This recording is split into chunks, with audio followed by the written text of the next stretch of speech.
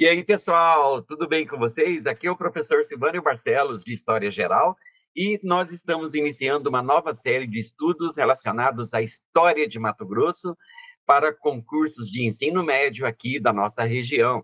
Bom, nós vamos iniciar a nossa aula de hoje, né, pela fundação da Vila Real do Senhor Bom Jesus de Cuiabá. Pessoal, vai por mim, essa história é digna de filmes de Hollywood. É nível Indiana Jones, né? Eu tenho a impressão que vocês vão gostar muito disso aí. Tá, pessoal, façam um bom proveito, peguem seus cadernos, façam anotações, tá? Investir, né? Investir em concursos é uma ótima maneira de planejar o nosso futuro, tá, pessoal? A nossa história é riquíssima e a gente vai entrar nessa jornada, né? Venham comigo, vamos entrar no túnel do tempo, né? Sobre a fundação de Cuiabá, tá, pessoal? Bom, então, iniciando o nosso estudo aqui de Fundação de Cuiabá, da série de História de Mato Grosso. Pessoal, né, nós temos como contexto geral, né, que para a gente entender isso, a gente precisa entender alguns conceitos primeiro, tá? Bom, a primeira coisa é que Cuiabá nasce antes de Mato Grosso, antes da capitania de Mato Grosso. Aqui pertencia à capitania de São Vicente, então éramos paulistas aqui, né? Bom, só um instantinho, tem gente entrando aqui, né? Deixa eu cumprimentar. Oi, Daniel Burgos, tudo bem contigo, cara? Tudo ótimo, boa noite. Boa noite. Que bom que você tá prestigiando a minha aula. Eu estava fazendo a introdução da aula, estou começando exatamente agora, tá?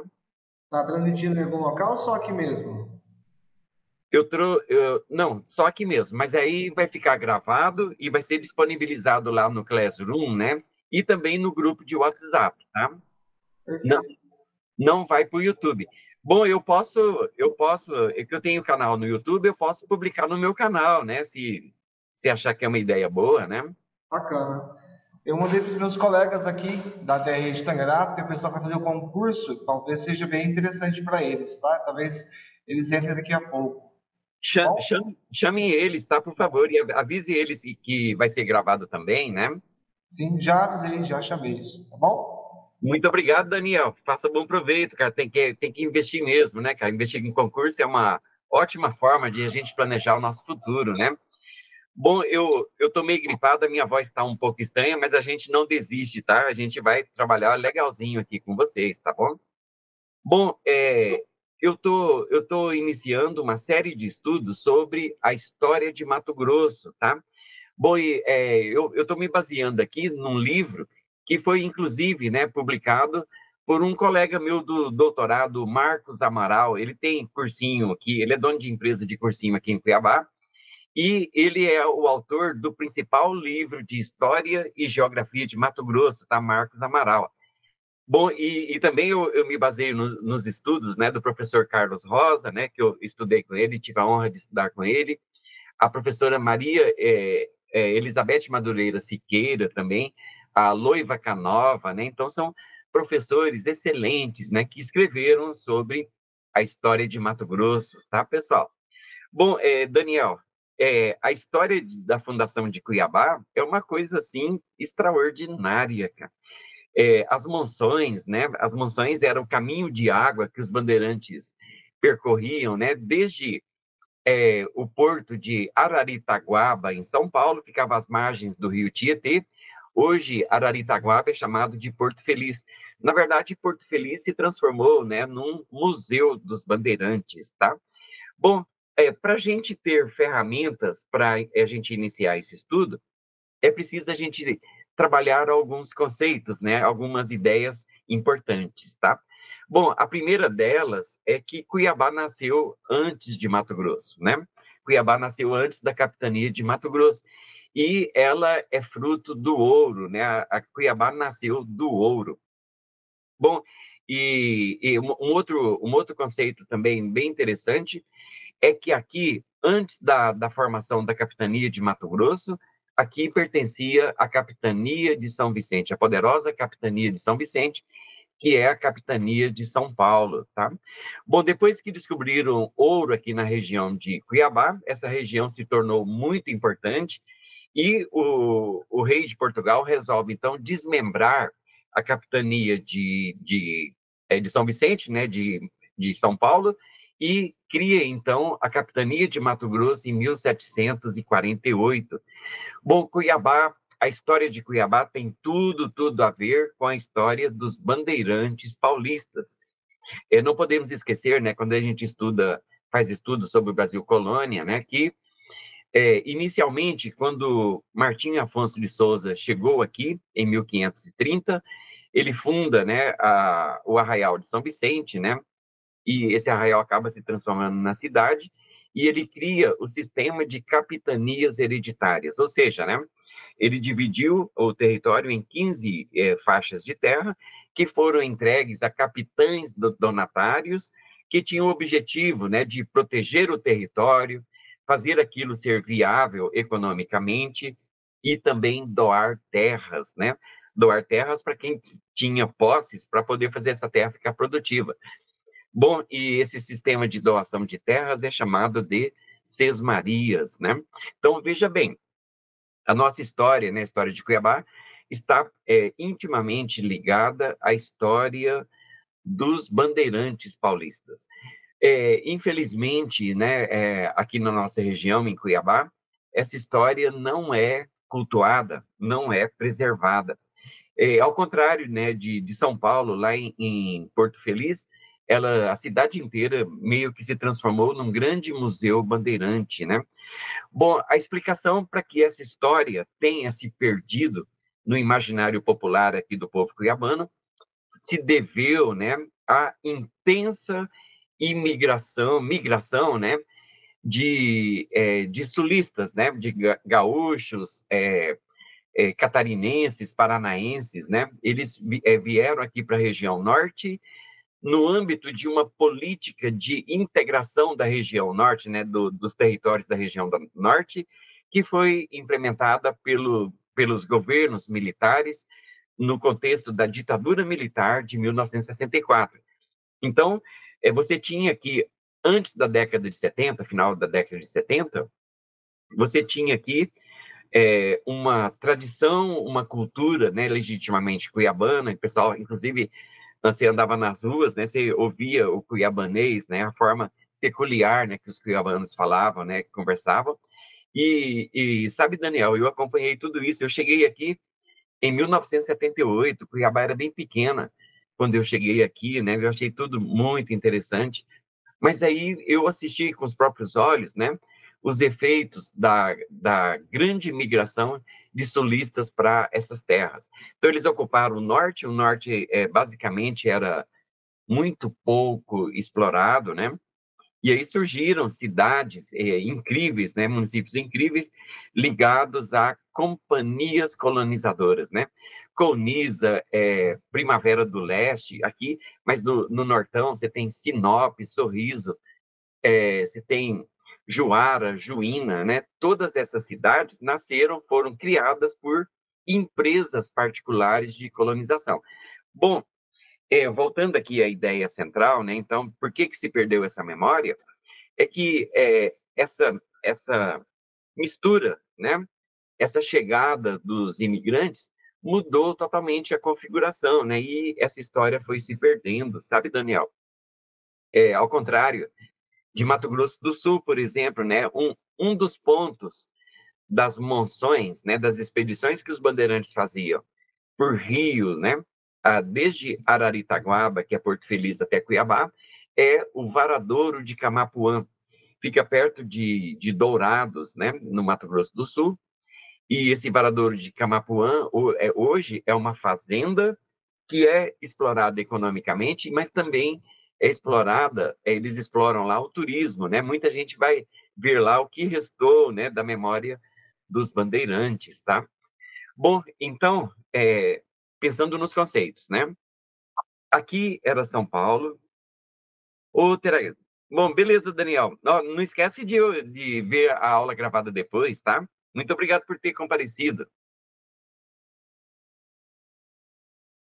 Tá. Bom, o Daniel vai ter que sair, mas a gente vai continuar a aula, que essa aula é gravada, né? Então, sobre os conceitos, né? Primeiro, aqui era a capitania de São Paulo, capitania de São Vicente. Outro, Cuiabá nasceu antes, né? Antes da capitania de Mato Grosso. Bom, e uma outra coisa, Cuiabá é uma daquelas cidades que nasceu do ouro, né? Assim como aquelas várias cidades, poderosas cidades das Minas Gerais, né? Ouro Preto, Sabará, né? Mariana, foram todas cidades que nasceram, né? Da prospecção de metais preciosos, tá, pessoal? Bom, então nós vamos hoje, né? Estudar as origens da Vila Real do Senhor Bom Jesus de Cuiabá. Era assim que eles conheciam, né? Era assim o nome dado à nossa região, aqui, à nossa cidade, tá? A cidade de Cuiabá. Bom, iniciando aqui, se vocês puderem observar o slide, né? Nós temos como contexto histórico que foram registrados, né, presença de bandeirantes aqui no final do século XVII.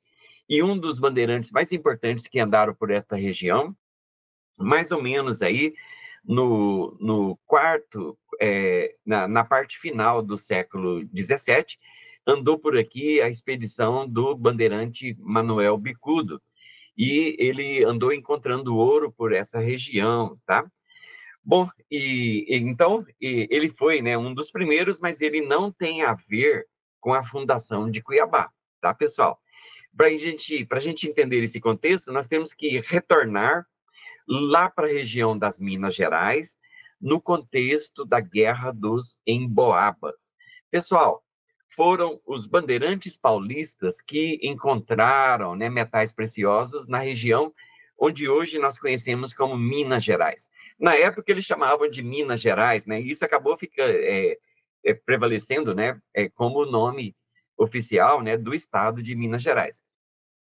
Os bandeirantes paulistas, nas suas entradas e bandeiras, acabaram encontrando muito ouro e diamantes, né, pedras preciosas naquela região. Bom, e teoricamente, né, tecnicamente, os bandeirantes paulistas eram donos daquelas minas. Bom, a notícia se espalhou, né, como rastro de pólvora, e aí houve uma verdadeira febre do ouro, né? Uma corrida, né, alucinada, e começaram a chegar gente, né, de todas as regiões da colônia e até gente de fora da colônia. Os indígenas chamavam, né, esses forasteiros, né, ou seja, os de fora, né, chamavam eles de emboabas. Bom, os bandeirantes paulistas, né, que tecnicamente eram os donos daquelas minas, eles reagiram, né, com muita violência, e isso acabou virando uma tremenda de uma guerra, que é conhecida na historiografia como Guerra dos Emboabas, né, que durou, né, do ano de 1707 até 1709. Bom, os bandeirantes paulistas perderam essa guerra, e aí alguns voltaram para São Paulo, né, para São Vicente, e outros continuaram, tá, a prospectar ouro, continuaram a sua busca por ouro e também o aprisionamento de indígenas, né, para vender como escravos, né? E isso faz parte, né, pessoal, da parte assim terrível, né, da nossa história, né, moralmente execrável, né? Mas era a realidade da época. Bom, então a Guerra dos Emboabas, de certa forma, está ligado aqui com a origem da nossa cidade, tá, pessoal? Então, nós temos aqui, ó, se vocês observarem o próximo slide, nós temos que Manuel Bicudo foi o primeiro bandeirante a chegar em terras de Mato Grosso, mas não foi responsável pela fundação de Cuiabá, tá? Bom, no início dos anos 1700, chegou aqui o bandeirante Antônio Pires de Campos.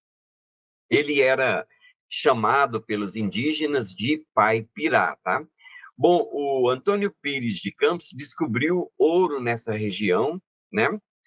E aí ele envia a notícia, né, para o Pascoal Moreira Cabral, lá na capitania de São Vicente. Bom, então, alguns anos depois, Pascoal Moreira Cabral, né, vem aqui para essa região e para capturar índios, né, e vendê-los como mão de obra escrava, tá? Bom, e ele encontra ouro nessa região, tá? Então começa aí a mineração, né, a atividade de mineração aqui nessa região. Então, a chegada da bandeira de Pascoal Moreira Cabral tem a ver, né? Vejam só, pessoal, isso é questão de concursos, tá? Tem a ver com a fundação de Cuiabá, que era conhecido como Vila Real do Senhor Bom Jesus de Cuiabá, né? Então, foi na chegada dele que Cuiabá, que na verdade ainda era o Arraial da Forquilha, passou a ser povoado. Bom, eu falei um nome diferente, agora eu tenho que explicar, tá, pessoal? Bom, o Pascoal Moreira Cabral, ele descobre ouro às margens do rio Cochipó. Os indígenas chamavam o rio de Cochipó e os bandeirantes, devido à enorme quantidade de ouro encontrada ali, passaram a denominar o rio de Cochipó do Ouro, tá, pessoal? É o que a gente conhece aqui, né? Quem é aqui da região sempre gosta de se divertir ali no Cochipó do Ouro, que é um distrito de Cuiabá, tá? Bom, então ali surgiu uma aldeia, aquilo foi crescendo, passou a ser vila, né? Arraial, desculpa. E eles deram o nome de Arraial da Forquilha, tá? Muito tempo depois passou a ser chamado de Cochipó do Ouro, que é como a gente conhece nos dias atuais, tá, pessoal? Tranquilo aí? Vai anotando no caderno, prestem atenção, tá? Veja o conceito que eu acabei de falar aqui agora. Cuiabá foi fundada por Pascoal Moreira Cabral, tá? Bom, ele chega aqui, né? Desculpa, né? Ele assina a ata de fundação, né? De Cuiabá em 8 de abril de 1719. Ele assina isso lá no Arraial da Forquilha, às margens do rio Cochipó. Bom, pessoal, o ouro, com o passar do tempo, né, o ouro ali do Arraial da Forquilha, ele se esgotou, e aí eles continuaram a prospectar, né, novas minas, né, em busca do ouro, e acabam encontrando muito ouro às margens do córrego da Prainha. Aí tem a ver com o nascimento da nossa cidade, né, da cidade de Cuiabá, tá, pessoal? Então, vejam só, outro dado importante, né, para concurso. A ata de fundação de Cuiabá foi assinada pelo bandeirante paulista Pascoal Moreira Cabral e a data foi 8 de abril de 1719. 8 de abril é o dia que se comemora o aniversário de Cuiabá, tá, pessoal? Bom, com o crescimento do Arraial, claro que foi necessário aí, né, a construção da igreja, né? Nós temos que lembrar que a presença da igreja era ostensiva nessa época, né? Inclusive a igreja tinha uma forte influência na política, né? Bom, e eles construíram a igreja de Nossa Senhora da Penha de França e a primeira missa realizada nessa região foi realizada no ano de 1721. Essa igreja ainda está lá, né? Conforme vocês podem ver aí, na fotografia que está no slide, tá, pessoal? Tranquilo? Vai anotando aí, gente, né? Não perca o foco, tá? Bom, no ano de 1727, Cuiabá ainda não tinha esse nome, tá? E também não era capital. Mas sim, ela era conhecida como Vila Real do Senhor Bom Jesus de Cuiabá. Bom, pessoal, aí é o seguinte, nós temos que raciocinar um pouco aqui. Isso aqui era São Paulo, né, era a capitania de São Vicente, pertencia à capitania de São Vicente, só que a descoberta de ouro aqui nessa região em abundância fez com que essa região tivesse uma enorme proeminência, né, uma enorme importância para a coroa portuguesa. Tanto que, só para a gente citar um exemplo, né, as lavras do Sutil, de um nobre que morava aqui na região, se chamava Miguel Sutil, ele descobriu ouro, né, às margens do córrego da Prainha. Para quem conhece aqui a cidade de Cuiabá, o córrego da Prainha fica próximo à Igreja do Rosário e à Capela São Benedito, que fica do lado do Morro da Luz, tá? Bom, e reza a lenda, né, que a descoberta foi bem interessante, e O Miguel Sutil, ele estava com vontade de comer alguma coisa doce, né? O açúcar era uma raridade, né? Ele pediu para 2 indígenas que eram escravos dele buscar mel no mato, né? Os indígenas saíram, foram buscar mel e eles se perderam, né? As pessoas usavam em bornal, né? Em bornal é um tipo de uma bolsa, né? Bem fácil de fazer. Ela é feita com tecido de algodão grosso, né? Então os indígenas se perderam no meio da mata, não encontraram mel, mas encontraram muito ouro, exatamente ali perto, às margens do córrego da Prainha, próximo ao Morro da Luz. E eles voltam e dão a notícia para o Miguel Sutil. Eu não sei ao certo, né, os dados, né, mas de acordo com a documentação histórica, a quantidade de ouro que ele apurava, né, todos os sábados. Bom, os garimpeiros têm o costume, né, de eles trabalham, né, trabalham o cascalho durante a semana toda e no sábado eles fazem a apuração, tá? E na apuração, o Miguel Sutil pegava uma quantidade enorme de ouro. Alguns falam em 600 quilos, cara, mas eu acho uma coisa, um número muito astronômico, né? Então, eu não tenho, mas que era bastante ouro, isso não tenha dúvida, tá? Então, Cuiabá se tornou uma região muito importante. Devido a isso, o governo português, através de uma carta régia, em 9 de maio de 1748, ele desmembra a capitania de São Vicente, a capitania de São Paulo, e cria a capitania de Mato Grosso, tá? Então, veja, Cuiabá nasce... Deixa eu só tomar uma água aqui, que eu tô meio gripado, a garganta tá meio... Espera aí, só um instantinho, tá?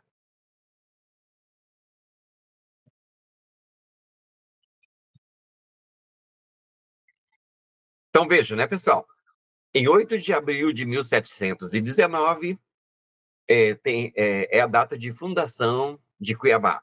E em 9 de maio de 1748 é a criação da capitania de Mato Grosso, tá?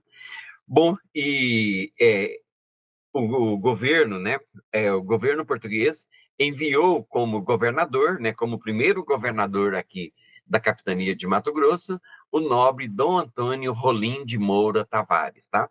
Primeiro governador de Mato Grosso, tá, pessoal?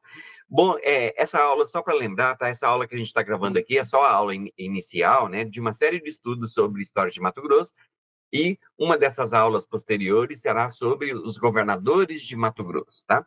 Então, o primeiro governador de Mato Grosso, o nobre Dom Antônio Rolim de Moura Tavares, tá, pessoal? Bom, aí tinha um problema. Era preciso definir, né, construir a capital da capitania de Mato Grosso. Bom, a lógica, desculpa, a lógica apontava para a ideia, né, de que, naturalmente, devido à sua importância, a questão econômica e tudo mais, né, a questão da elite morar aqui em Cuiabá, então, que Cuiabá seria a escolha lógica para ser a capitania de Mato Grosso, tá? Mas isso não aconteceu. E não aconteceu devido a uma questão geopolítica, a uma questão estratégica relacionada à defesa de território. Eles achavam, né, que eles tinham razão disso, que as notícias que apareciam, né, que muitos espanhóis, né, estavam penetrando na capitania de São Vicente, no Vale do Guaporé, que fica na divisa, né, de Mato Grosso com Bolívia, tá? Às margens do rio Guaporé. Então, eles decidiram que a capital seria ali na divisa, tá? No Vale do Guaporé, e eles fundam a Vila Bela de Santíssima Trindade em 19 de março de 1752, tá? 4 anos após a fundação da capitania de Mato Grosso. Bom, e ela se torna a primeira capital de Mato Grosso, tá, pessoal? Olha só que dado. Vão gravando isso, coloca isso na memória, tá? Eu visitei a Vila Bela de Santíssima Trindade, tem ruínas lá, é um lugar bem, bem interessante, né, para se visitar, tá? Bom, abrindo parênteses aqui, a recém-criada capitania de Mato Grosso só tinha 2 províncias, tá? A província do Cuiabá né, cuja cidade-sede era a cidade da Vila Real do Senhor Bom Jesus de Cuiabá, e a província, né, do Guaporé, tá? Da região do Guaporé, que tinha como cidade núcleo a Vila Bela de Santíssima Trindade, tá? Então, Vila Bela de Santíssima Trindade passa a ser a primeira capital de Mato Grosso, tá, pessoal? Bom, pessoal, com a escolha, né, de Vila Bela de Santíssima Trindade como capital da capitania de Mato Grosso, começou um atrito muito grande entre a elite de Vila Bela de Santíssima Trindade e a elite cuiabana. A elite cuiabana estava possessa, né? Eles não entendiam por que a capital não estava em Cuiabá, né? E sim num local distante, né? Muito distante de um local de difícil acesso e tudo mais, né? Então, essa disputa, pessoal, dura muito tempo. E somente no período do governo regencial, quando o Brasil já não era mais colônia, era um império, né? Era uma monarquia, que a capital é transferida para Cuiabá, tá? Bom, voltando aqui, né, para a história, né, da nossa cidade de Cuiabá, ela era, né, uma vila, né, veja bem, Vila Real do Senhor Bom Jesus de Cuiabá, e por meio de uma outra carta régia, que foi assinada por Dom João VI, em 17 de setembro de 1818, Cuiabá é elevada ao status de cidade, né? Olha que dado interessante, outro dado que a gente tem que gravar para os concursos, tá, pessoal? Então, quando que Cuiabá se transformou em cidade? Em 17 de setembro de 1818. Quem foi o autor da lei, né? Quem era o rei nessa época? Dom João VI, tá, pessoal? O mesmo, né, que transferiu a corte portuguesa para o Rio de Janeiro, tá, pessoal? Tranquilo aí? Mas a sede da capitania, a capital da capitania de Mato Grosso, ainda continuava sendo Vila Bela de Santíssima Trindade, tendo como motivos para isso, né, a ideia de defesa do território, tá, pessoal?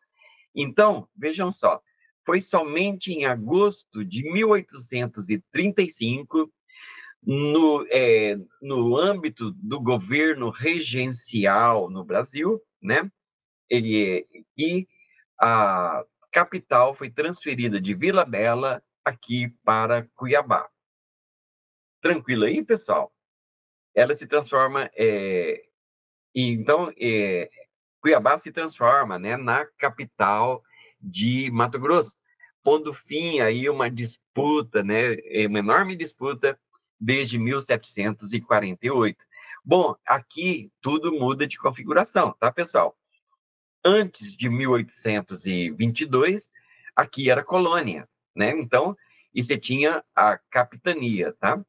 Bom, como em 1822 acaba o sistema de capitanias hereditárias, aqui se torna uma província, tá? Bom, e o governo regencial, ele foi, né, uma contingência, né, da ideia de que, primeiramente, né, Dom Pedro I, ele resolve abdicar do trono e ele volta para Portugal, né, em 1831, para travar uma guerra com seu irmão Dom Manuel, que havia usurpado o trono, né, que era da filha de Dom Pedro I. Então, ele abdica do trono aqui do Brasil, né?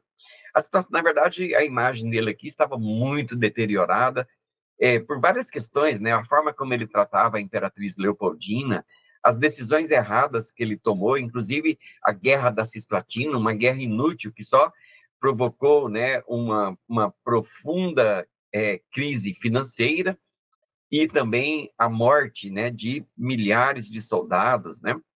Então, ele vai para Portugal em 1831 e deixa seu filho, Dom Pedro de Alcântara, como herdeiro do trono, mas o Dom Pedro de Alcântara tinha apenas 5 anos de idade. Por conta disso, foi preciso colocar regentes para governar no lugar do herdeiro, tá, pessoal? A regência tem essa característica em estudos de história, tá? Quando você vê assim, ó, a princesa regente, né? Significa que ela está governando no lugar do legítimo, do legítimo, né? rei, né, ou rainha, né, do legítimo governante, tá? Então, a regência é governar em lugar da pessoa original, tá? Da pessoa que realmente é o governante principal. Bom, e então aqui era uma regência, né? Esse período era uma regência, e foi em agosto de 1835 que aqui se torna a capital de Cuiabá. Bom, pessoal, eu vou fazer uma pausinha aí para a gente fazer uma rememorização, tá? Veja os conceitos que eu trabalhei com vocês até agora, tá, pessoal? Primeiramente, Cuiabá nasce antes de Mato Grosso, né? O que é bem interessante. Cuiabá nasce em 8 de abril de 1719, né? Bom, Mato Grosso é criado em 1700, a capitania de Mato Grosso é criada em 1748. Em 1752, eles fundaram a capital, né, Vila Bela de Santíssima Trindade, 1752, tá? Bom, e Cuiabá é elevado à condição de cidade em 17 de setembro de 1818, né? E somente em 1835 a capital é transferida aqui para Cuiabá, tá? Bom, os outros conceitos aqui, a história de Cuiabá está ligada ao ouro, né? Então Cuiabá é nascida do ouro, tá? Esse é um dado muito importante. E Cuiabá tem uma íntima ligação com a história dos bandeirantes paulistas, tá, pessoal? Tranquilo aí, gente? Bom, e aí, voltando aqui para Cuiabá, aí nós temos uma questão estratégica, né? Isso aqui era muito longe, muito distante do litoral, era selva, né? Local muito inóspito, de difícil acesso, e o único caminho inicial, né, que os bandeirantes tinham era um caminho de água, tá? Eles vinham remando através dos rios, mais ou menos sete rios, né, saindo lá do rio Tietê, né, que ficava lá, que banhava lá, né, a cidade de Araritaguaba, hoje chamada de Porto Feliz, e culminava aqui no rio Cuiabá, tá? Então, o único canal de comunicação era fluvial. E o nome que a historiografia dá para essas expedições dos bandeirantes paulistas é de monções, tá? As monções dos bandeirantes paulistas. Nesse ponto aqui, pessoal, é uma coisa muito incrível. Eu sou muito apaixonado pela história de Cuiabá. É digna de filmes de Hollywood, tá? É nível Indiana Jones, tá? Imagina só, pessoal, você remar, né? Mais ou menos 3.100 quilômetros, numa viagem de 4 a 5 meses de duração, enfrentando o maior predador do rio, que era a onça? Não. O maior predador do rio era o mosquito. Era impressionante como o mosquito matava por infecção. Era um absurdo, que os relatos dos documentos chegam a ser comovente. Os mosquitos atentavam, né, os monçoeiros, 24 horas por dia, 7 dias por semana. Era uma coisa absurda. Eles tinham que transpor acho que mais ou menos 140 cachoeiras.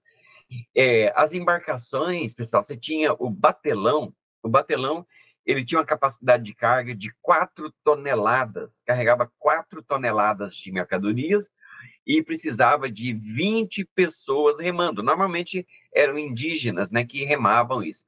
Bom, eu imagino que saía nessas expedições aí com 40, 50 embarcações dessas, né?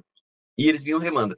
Bom, e não tem como você passar pela cachoeira, né, pessoal? Convenhamos. Então, quando chegava na cachoeira, eles tinham que ir para a margem, descarregar toda a mercadoria, transportar para até fazer a volta, né, da cachoeira, pegar o rio mais lá embaixo, tinha que levar toda a mercadoria e também as próprias embarcações, né?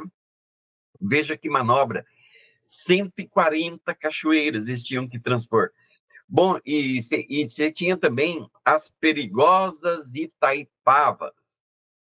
Bom, não se trata da cerveja, né? Dessa cerveja ruim, que é a Itaipava, né? Itaipava é aquela formação de pedras que fica mais ou menos na diagonal do rio, e ela costumava destruir, né, o casco das embarcações, né? Então eles tinham que ficar de olho, né, o tempo todo para ver se identificava pedras e também as terríveis Itaipavas, né? Bom, e fora isso, pessoal, eles tinham que enfrentar os donos do rio. Os rios tinham dono? Tecnicamente, sim, tá?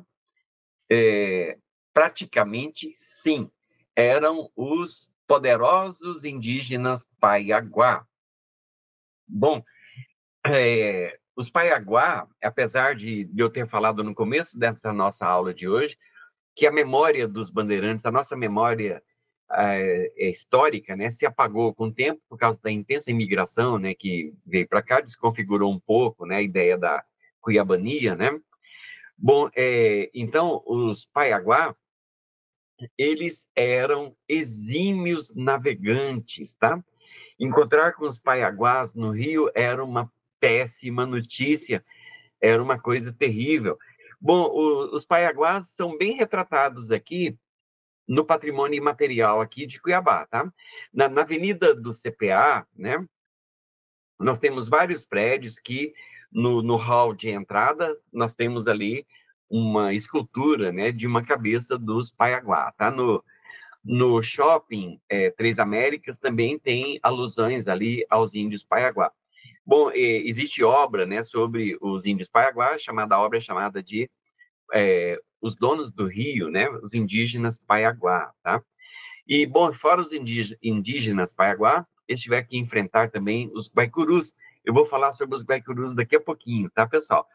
Bom, então, se vocês observarem aqui o mapa que está no slide, você vê aqui, ó, nós tínhamos uma rota que é pontilhada de azul e vermelho, e depois ela desvia aqui, né, de azul.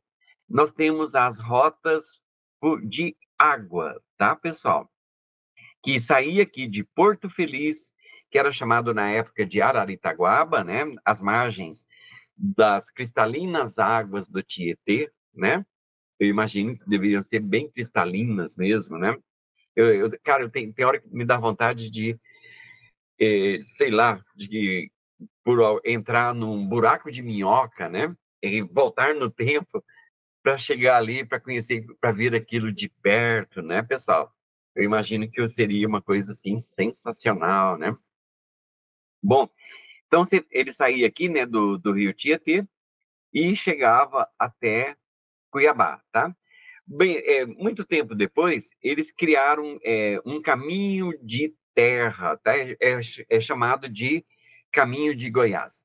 Bom, a professora, né, a doutora que escreve sobre isso, né, inclusive, se me falha a memória, está na tese de doutorado dela, é a professora Nauki, tá? Maria, né? E ela tem um trabalho, uma pesquisa muito aprofundada sobre isso. Se alguém tiver interesse, só buscar aí no Google, né, que encontra facinho, tá? Ou entrar no site do programa de pós-graduação de História da UFMT, tá? Então, o caminho de Goiás passava pela cidade de Franca, né, que é atualmente chamada de Franca, chegava até Vila Boa, que é a cidade de Goiás Velho, e de lá ia para Cuiabá, tá? Era um caminho também muito extenso, que era percorrido por tropeiros, tá, pessoal? Bom, eu preciso fazer uma pausa aqui. No que consistia essas monções, né? Quais eram os objetivos? Bom, primeiramente, tá, pessoal? Eles eram comerciantes, tá?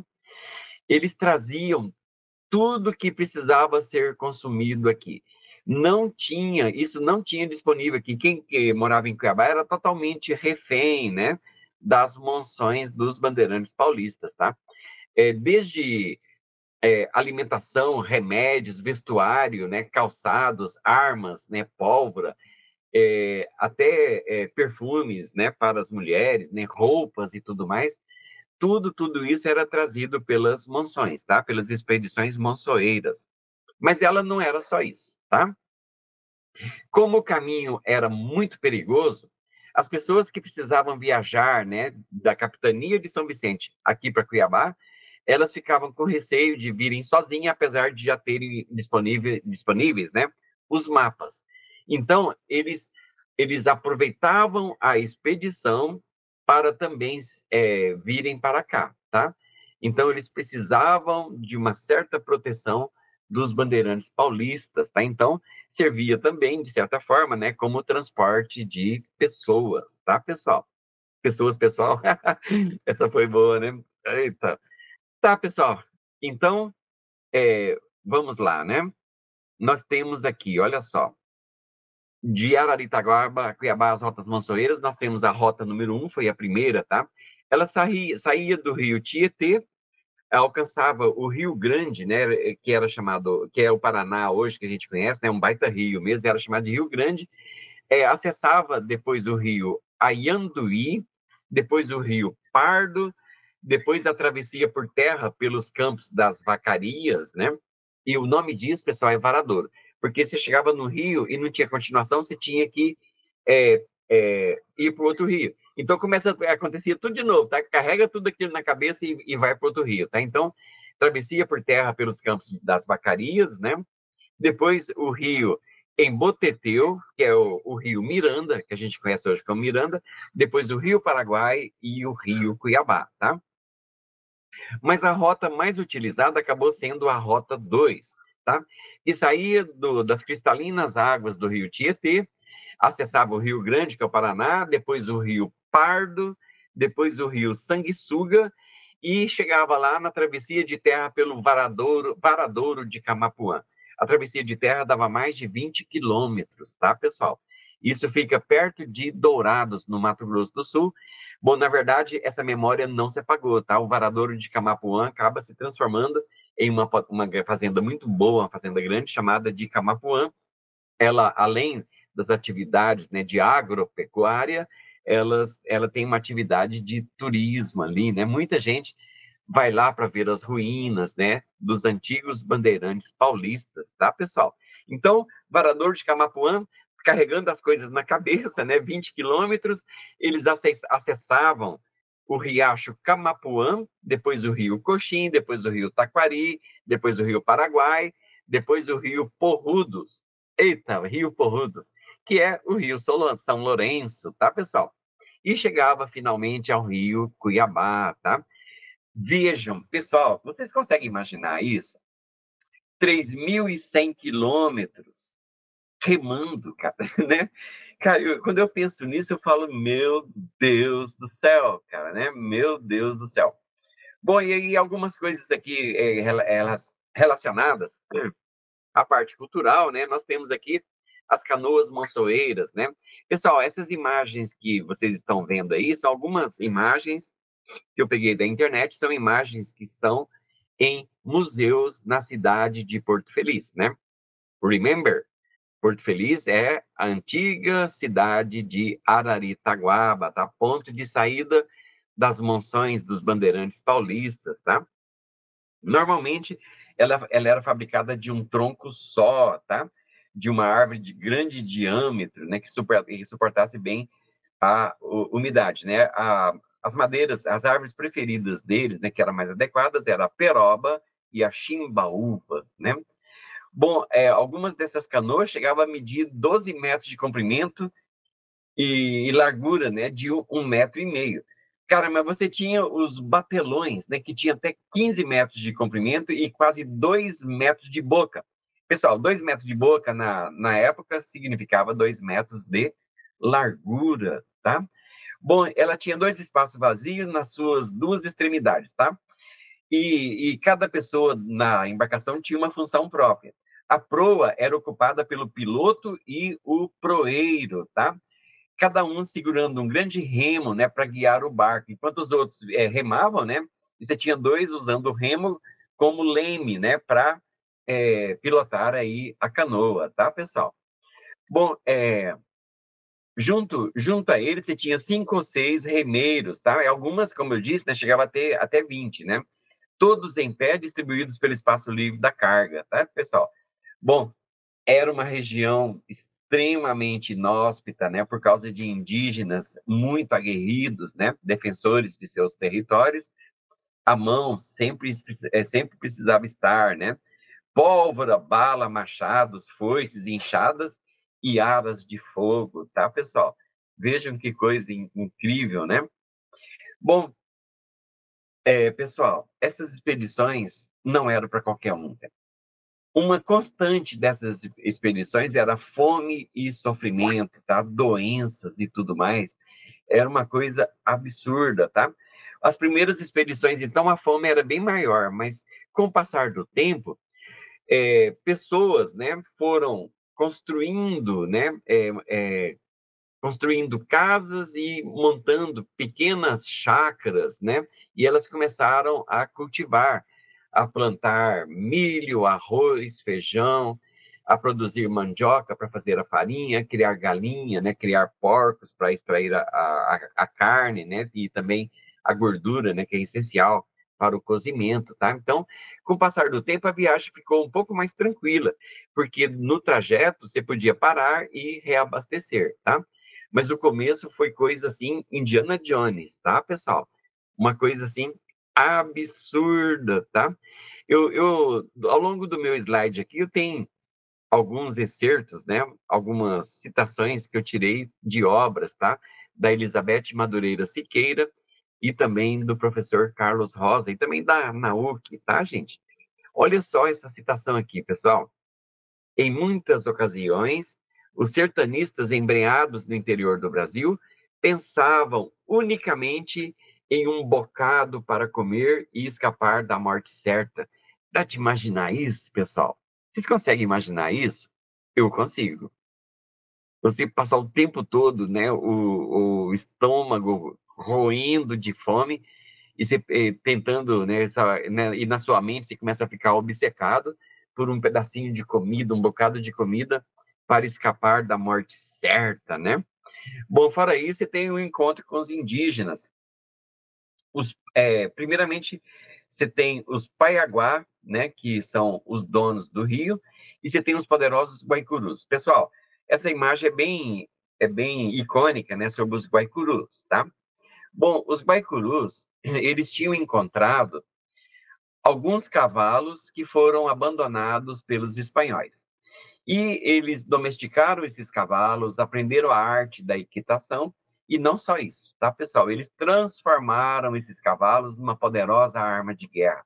Eles, no momento da batalha, usavam o cavalo como escudo e ficava abaixado, né, usando o cavalo como escudo e segurando uma lança de 3 a 4 metros de comprimento. Eles penetravam, né, entre os inimigos, né? Cara, imagina o tanto de baixa que eles conseguiam. Cara, encontrar com os Guaicurus, né, de acordo com os relatos, o que o faz presumir, né, os relatos, era encontrar o próprio inferno aqui na Terra, né? Então você tem aí os Guaicurus. E os Paiaguás, eles eram donos dos rios. Exímios remadores, né, exímios canoeiros, e, de acordo com os relatos, cara, eles utilizavam até técnicas kamikaze, né? Lembra, né, pessoal? Remember, kamikaze se refere a japoneses, né, que depois que o imperador ele se rende após as duas bombas, né, lançadas em Hiroshima em 6 de agosto de 1945, né, e a outra em Nagasaki em 9 de agosto de 1945, que faz o Japão se render e põe fim à Segunda Guerra.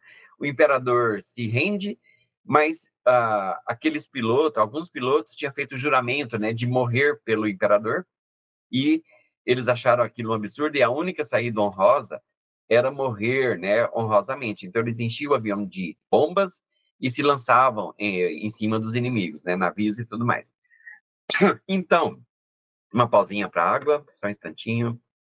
Pessoal, eu espero muito que vocês estejam gostando desta aula, né? Pois eu adoro esses conteúdos, né? Eu fico empolgado.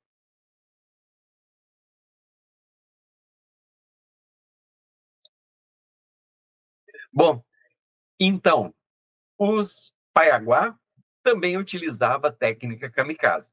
Eles sabiam, né, em qual canoa da Monção dos Bandeirantes que era transportada a pólvora. E como vocês sabem, né, pólvora molhada não funciona.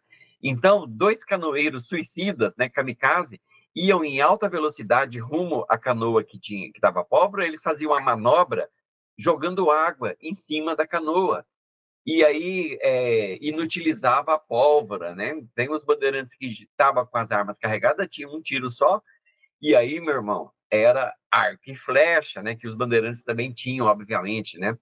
Não tem como você usar só arma de fogo, inclusive elas eram muito rudimentares, e no campo de batalha com os indígenas, tá? No final das contas, o que prevalece é arco e flecha. Bom, e com arco e flecha, os Paiaguá, eles colocavam, né, na mesma situação, né? Eles deixavam em pé de igualdade, né, a questão tecnológica da batalha.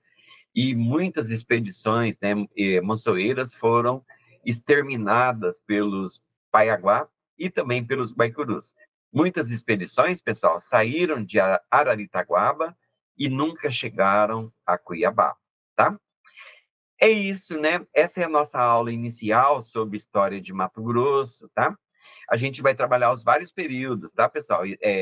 Cuiabá no período regencial, no primeiro reinado, segundo reinado, e Cuiabá no período republicano, tá? Beleza, pessoal? Então, vamos resolver uma questão que cai muito em concursos. Vamos a ela? Eu espero que você que esteja assistindo aí depois tenha prestado bastante atenção no começo da aula para responder essa questão, ok? Vamos a ela então, né? Veja bem. Marque a alternativa que completa corretamente a lacuna do seguinte texto. A história registra que os primeiros indícios de bandeirantes paulistas na região, onde hoje fica a cidade de Cuiabá, datam de 1673 e 1682, quando da passagem do bandeirante Manuel de Campos Bicudo pela região, tá? Ele fundou o primeiro povoado da região, no ponto onde o rio Cochipó deságua no rio Cuiabá. Essa localidade foi batizada de São Gonçalo. Só um parênteses aqui, tá, pessoal? São Gonçalo não deu certo, tá? Ele se extinguiu. Por isso, o Arraial da Forquilha é considerado o primeiro, né, que deu certo, tá, pessoal? Bom, então tá, continuando aqui. Em 1718, chega ao local, já abandonado, a bandeira do... Aí vem a pergunta, quer saber a bandeira de quem, tá? A bandeira do... que depois de uma batalha perdida para os índios cochiponés, viu-se compensado pela descoberta de ouro, passando a se dedicar ao garimpo, tá, pessoal? Isso aí foi retirado do site do IBGE, né, do governo, de 17 de fevereiro de 1721, tá? Então, qual foi a bandeira que chegou aqui em 1718 e que tem a ver com a fundação de Cuiabá, tá? Então, nós temos a alternativa A, Paulista de Sorocaba, Pascoal Moreira Cabral. Vocês acham que é essa? Se lembra da aula? Bom, a outra, letra B, Bandeirante Manuel de Campos. Será? Letra C, governador da capitania de São Paulo, Rodrigo César de Menezes. Cara, o governador vir aqui, acho que é um negócio meio complicado, né, gente? Letra D, representante do Reino de Portugal, Rodrigo César de Menezes. Será? Ele era representante do Reino de Portugal, né? Essa é a questão, né? Letra E, nenhuma das alternativas dadas, tá, pessoal? Bom, eu vou dar só um tempinho para você pensar e marcar a questão, tá? Enquanto isso, eu vou tomar mais uma água aqui.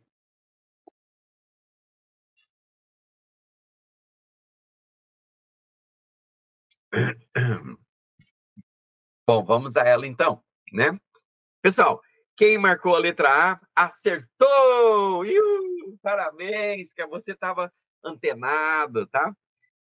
O paulista que chegou aqui né, em 1718 foi Pascoal Moreira Cabral, inclusive ele que assina a ata de fundação, tá, de Cuiabá, né, lá no Arraial da Forquilha, em 8 de abril de 1719. Você tem o nascimento, né, da Vila Real do Senhor Bom Jesus de Cuiabá, tá, pessoal?